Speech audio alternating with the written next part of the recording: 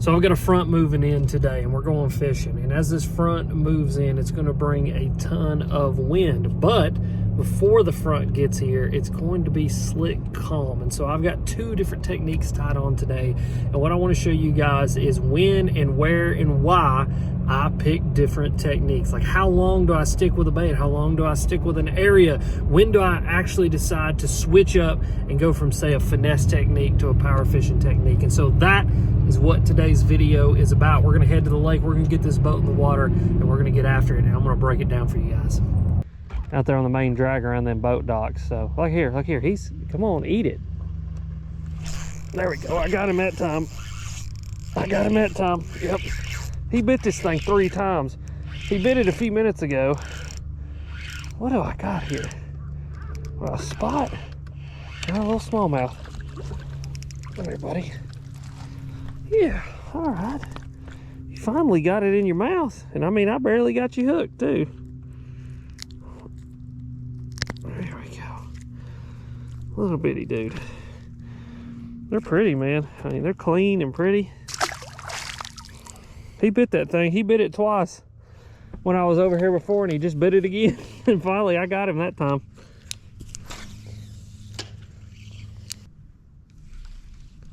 Oh, here we go. I got another one here. Got another one. Oh, he's moving quick. That's a little bit bigger fish.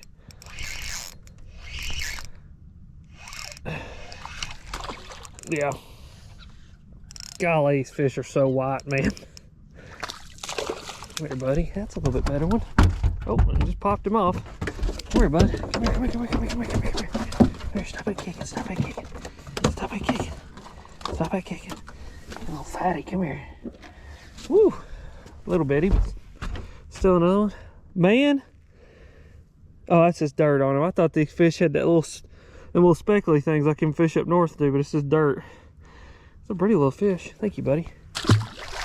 So one thing you got to realize this time of year when you are dealing with a reservoir that has a drawdown like this lake does. You know, this lake gets drawn down 20, 25, 35, even 40 feet sometimes, especially when we are preparing for rain events, is that when the water gets drawn down to a point, there is almost nothing in the water for these fish to sit on except for rocks and boulders and boat docks. You know, they're like, at this point, with this lake, there's practically no wood left in the water. And so these fish want to be next to something. You know, they want to be next to something that makes them feel protected, as well as a object that they can ambush, you know, prey from around or from under or from over or wherever they happen to be sitting on whatever they're sitting on. And so one thing that I focus on big this time of year is these floating boat docks like this. These floating boat docks provide these fish with a ton of cover. It's got cables, it's got floats, it has, you know, these big concrete weights that are holding it in place. They have walkways, they provide shade. I mean, there's just a bunch of different things that these floating docks, even though they are man-made, can provide these fish and make them want to sit around them. And as you guys have seen, all 3 fish that we've caught today so far have been around the floating boat docks. And, you know, not only does it provide them with something to sit next to, you know, something to ambush off of, but normally they also have access to deep water. Currently, I'm sitting at about 35 to 40 feet of water right here, throwing up into 10 to 15. And so these fish are suspending under, sitting down on the big concrete weights, sitting on the cables around these boat docks, and using this just like they would a bluff wall or some other vertical piece of cover, where all they have to do is, if they want to tighten up to it, they simply float up and they get right up under the dock. And if they want to have access to deep water, they simply sink down and they get on one of the weights or one of the cables holding the dock down. And so something to keep in mind this time of year, you know, if your lake gets drawn down to the point where it's literally just boulders in the water, sometimes it's hard to fish. Oh, I just pulled it out of one's mouth. It's hard to fish a bunch of boulders, you know, like a giant rock wall or a boulder field, and, you know, fish it effectively. Whereas if you get around some boat docks, it gives you a target to fish and lets you catch fish just like that one right there, who came off of that boat dock. And that feels like a little bit better one right there.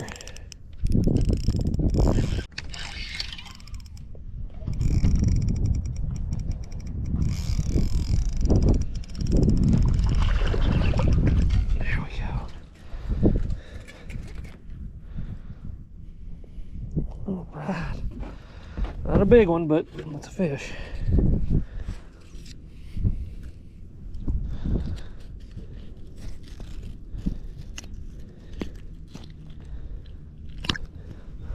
There you go, guys. Little bitty one, but it's a fish.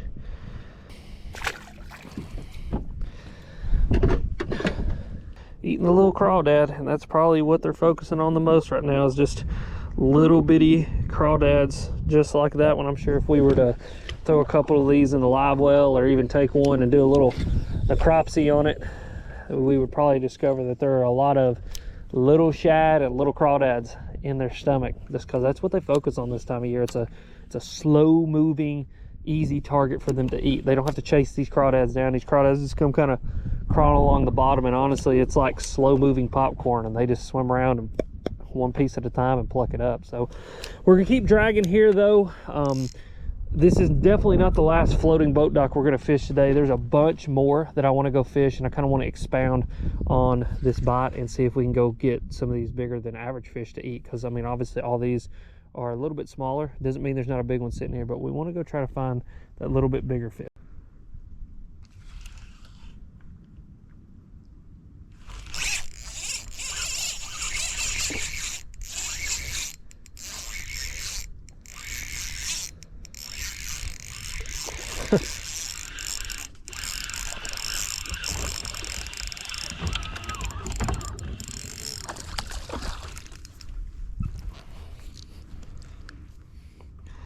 Think he wants it?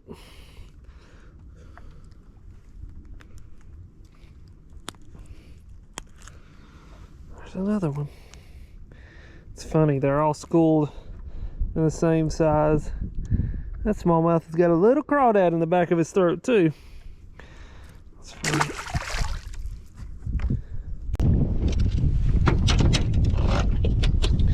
Well guys, you can probably hear it and see it. The wind is blowing, which makes me happy, because it means it should position some of these fish to move up and eat something like a crankbait. Doesn't mean it's going to. Probably still have to drag the Ned rig a little bit, but we're going to make a move and actually head right over here to this whole marina floating boat dock system and see if we can catch some fish real quick.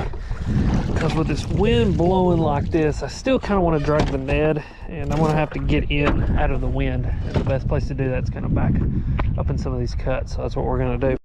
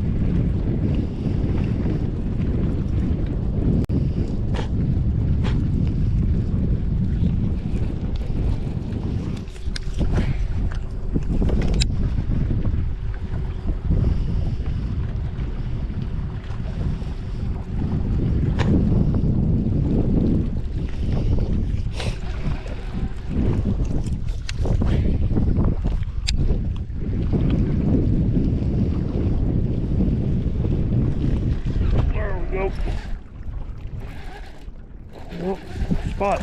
Oh Lord, no.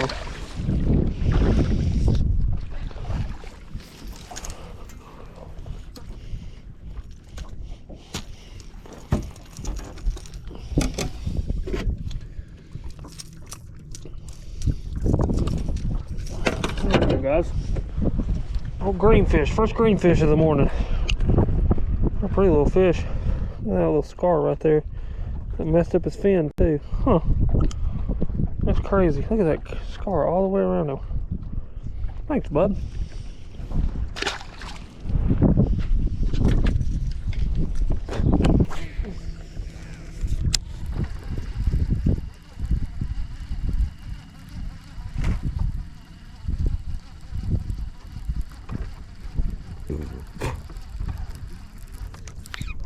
There we go.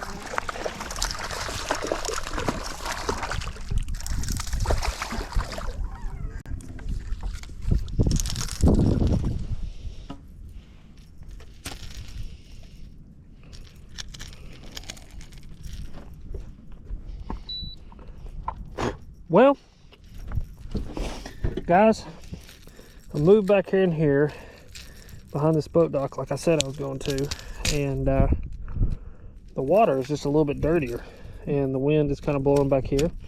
And so I picked up the money badger and just caught that one. So we're gonna keep going up to here with the money badger for a minute, see if we can pick a few up, get them to react to this thing. But kind of figured with this little bit muddier water, wind blowing on these rocks, that these fish should be sitting here on west. So we're gonna stay after it. All right, guys, so why did I pick up the crankbait in this situation? I think this is a great time to talk about this, and kind of plays off what I was talking about earlier. You know, you guys often ask me, how long will I stay in an area, or how long will I stick with a bait?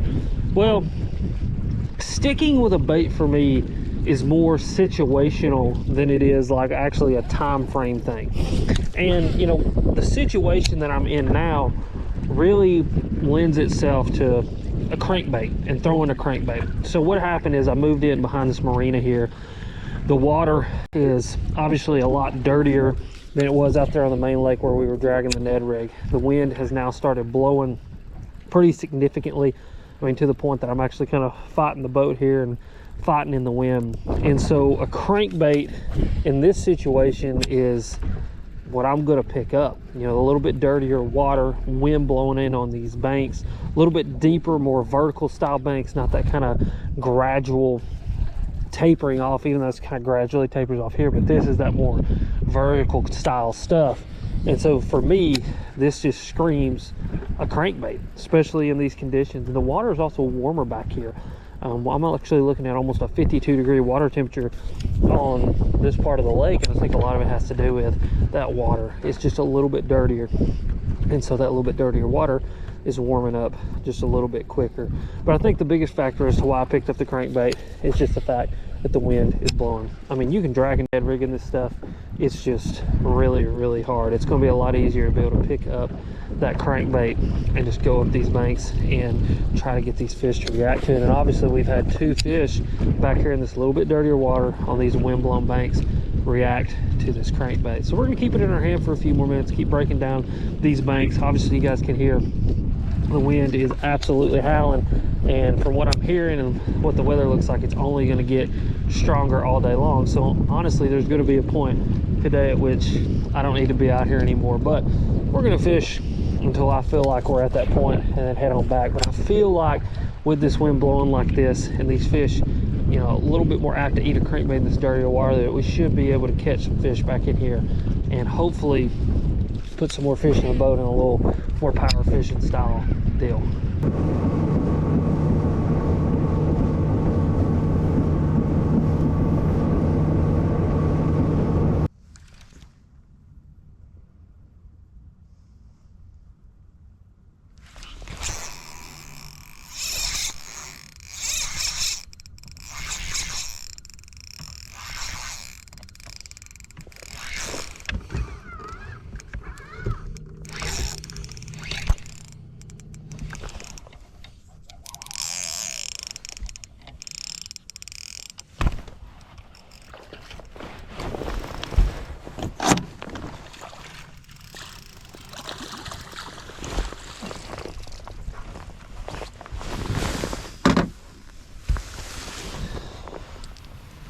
Well, all right then.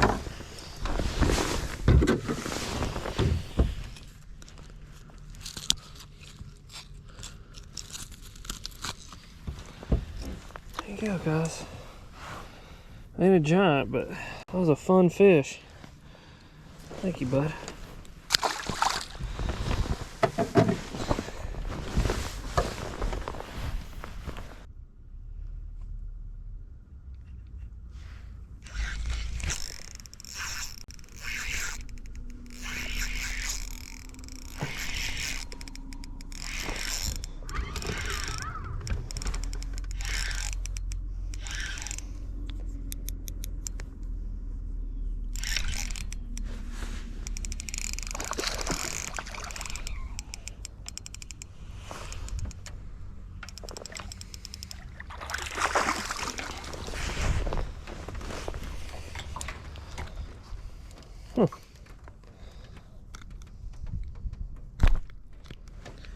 There you go, guys. Old greenfish. Look how red his mouth is. Heck yeah.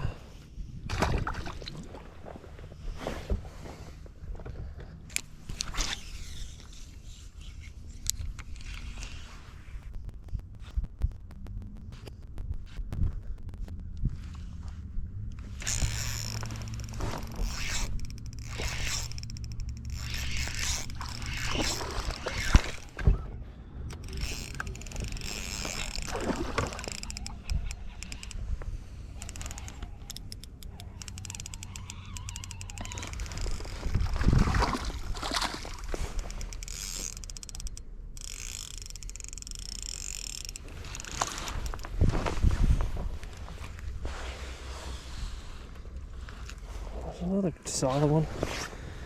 These are all quality fish.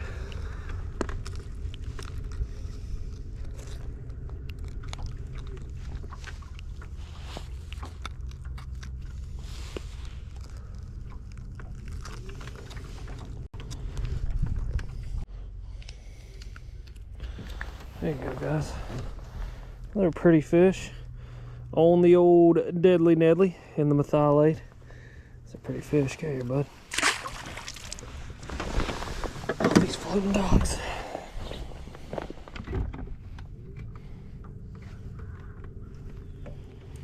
It's amazing the amount of fish that these floating docks hold. You know, you can get on one of these docks, catch 4, 5, 6, 7 fish. And a lot of it just has to do kind of with what we were exploring earlier in this video, which is these floating docks tend to be the only things that are in the water, and so these fish love to use these floating docks as a piece of cover, as an ambush point, as all kinds of different things. And that's literally 2 bites off one dock right here.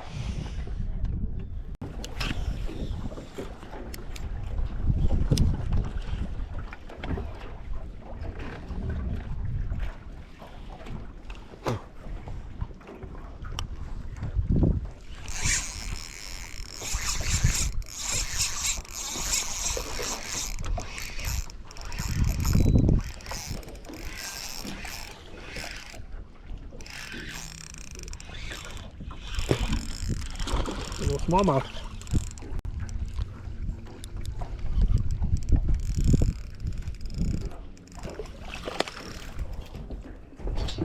Little smallmouth. Little smallmouth. Heck yeah. Pretty.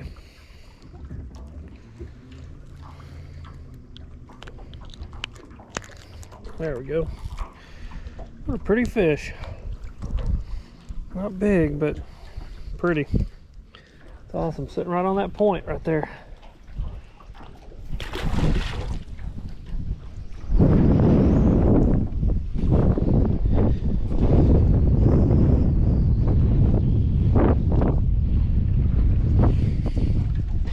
Well, guys, I don't know if you saw this one, but just caught that one on the money badger.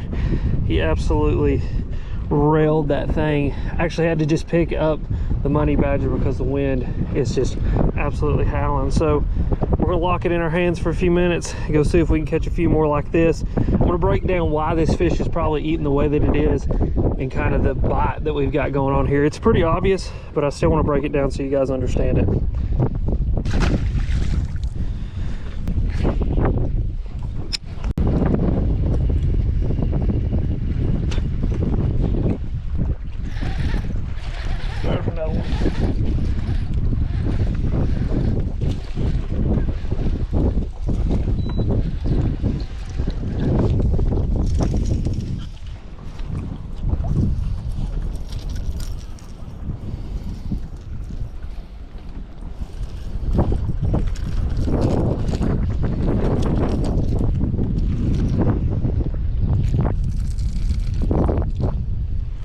There you go, guys. A little bitty one.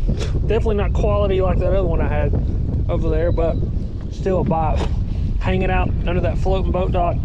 Honestly, we just had to switch up the technique that we were using. You know, same water, just different technique. The biggest reason being that wind picked up a whole lot more That wind is absolutely humping now, probably blowing a sustained 15 to 20 miles an hour. And so we picked up the crankbait, you know, and even though we ain't got the water clarity here, you know, that dirtier water clarity with that surface tension broke up with this wind, it makes these fish a lot more apt to eat. Another thing that it does is it pulls them out of that deep water and it positions them in that little bit shallower water around those boat docks. And if you guys will have noticed, that bite and then the other bite that you didn't get to see was up very shallow. These fish are right up on the bank, and that is because the wind has position. The wind is your friend. I know it sucks some days to come out here and to fight the wind, and a lot of people try to avoid the wind, but if you can manage being out here and you can, you know, fight this wind and manage your boat, your kayak, wherever you happen to be fishing, the wind can be your friend in putting some fish into the boat. And I've had 2 key bites going up this bank because of that. So there's something to keep in mind there, you know, even though that water clarity isn't what it was in the other water, you know, we're in that clearer water, that wind has picked up to the point that the crankbait has started to make sense again. And that's really kind of, I think what I want the takeaway from this video to be is the realization of what technique do you pick up wind? How do you determine when you're on the water? Do I fish a Ned rig? Do I fish something on the bottom? Or do I fish something like a crankbait or a spinnerbait or a more power fishing style bait? And those are the factors that you've just got to, you know, kind of keep in mind. Is what is the water clarity? What is the weather doing? You know, what are these fish sitting around? And that's going to help you to determine what you need to have tied on or what you need to pick up to go fishing. We are done for today. I got tired of fighting the wind, to be totally honest with you guys. It was blowing sustained 25 to 30 miles an hour, gusting up into the 40s, and I was just tired of fighting the boat. And so we have loaded it up and we are heading back towards the house.